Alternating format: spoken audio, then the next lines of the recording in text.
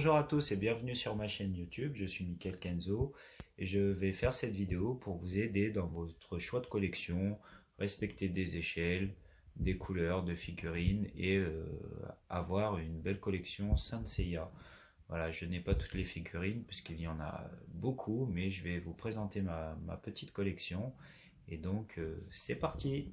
Concernant les figurines Saint Seiya ou en français Chevalier du Zodiaque, c'est pas toujours évident de s'y retrouver. Vous avez plusieurs collections. Donc, ma collection que je vous présente, c'est la Saint Seiya Mid-Close X. Donc, Saint Seiya Mid-Close X, c'est la collection tout simplement officielle de Bandai.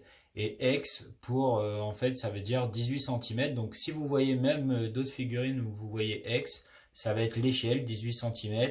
Et si vous voyez pas X, ça va être aux alentours de 16 cm. Donc en plus de ça, les Sanseiya Mid-Close X sont vraiment très détaillés. Ce sont vraiment pour moi les plus jolis.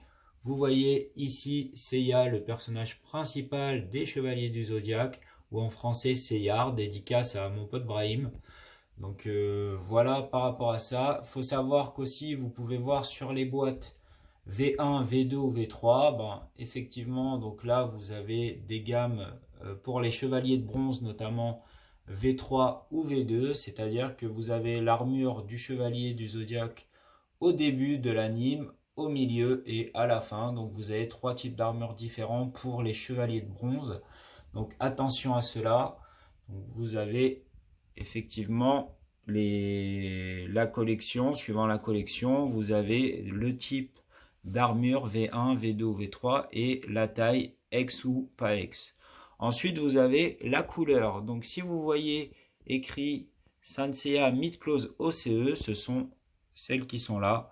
Ça veut dire Original Color Edition. Donc, c'est pas la couleur de l'animé, c'est la couleur du manga, du bouquin. D'accord? Donc, faites attention à ne pas confondre Sanseiya Mid-Close X OCE ou Sanseiya Mid-Close X couleur du dessin animé.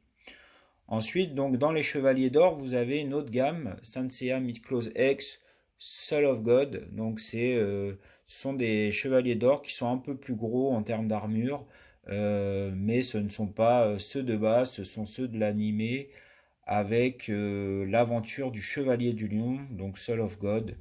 Donc attention à ne pas confondre également Sanseiya Mid-Close X et Sanseiya Mid-Close X Soul of God pour les Chevaliers d'Or.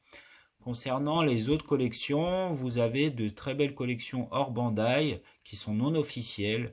Metal Club, J-Model, CS Model.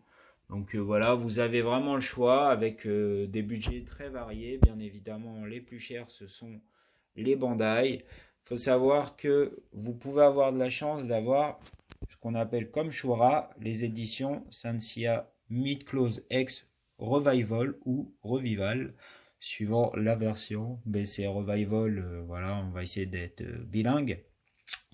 Sinon, donc par rapport à ça, l'avantage des versions Revival, c'est qu'elles ressortent à un prix qui reste attractif, parce qu'il faut savoir que certaines éditions sont très limitées, donc pas limitées forcément en quantité, mais elles sont parues à une certaine période, et donc les personnes qui les revendent plus cher que leur valeur initiale. Donc la version Revival permet de trouver ces personnages à des prix plus attractifs.